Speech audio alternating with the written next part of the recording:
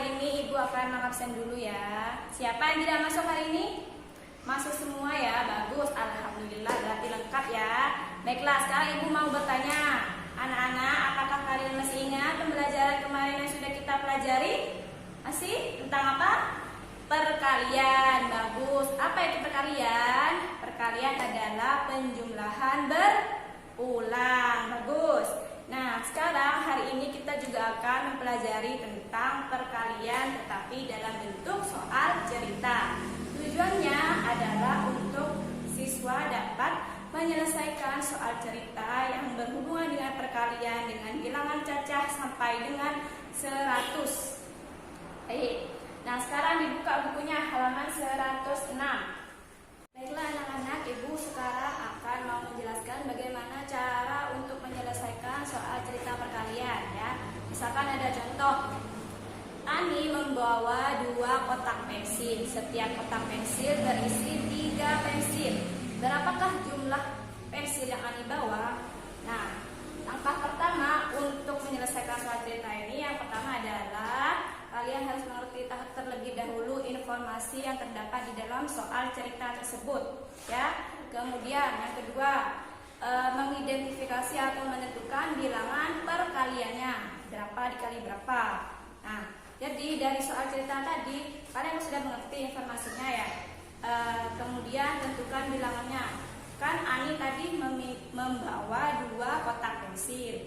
Setiap kotak pensil berisi berapa? 3 pensil.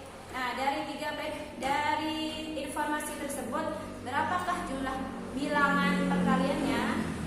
Berarti 2 kotak pensil 2 dikali 3. Nah, jadi langkah terakhir adalah menghitung bilangan perkalian tersebut. Berarti 2 dikali 3 hasilnya berapa? 6. Bagus. Nah, kesimpulan dari pembelajaran yang Ibu sampaikan adalah yang pertama, cara menyelesaikan soal cerita adalah memahami terlebih dahulu informasi yang terdapat di soal cerita tersebut ya. Kemudian yang kedua, menentukan bilangan perkaliannya, berapa dikali berapa. Dan langkah terakhir adalah menghitung hasil perkalian itu ya, berapa dikali berapa hasilnya berapa. Dan dari soal tadi 2 dikali 3 hasilnya berapa? 6. Bagus. Sampai di sini ada yang masih bingung atau masih belum paham? Sudah paham semua ya? Berarti sudah paham. Alhamdulillah, bagus.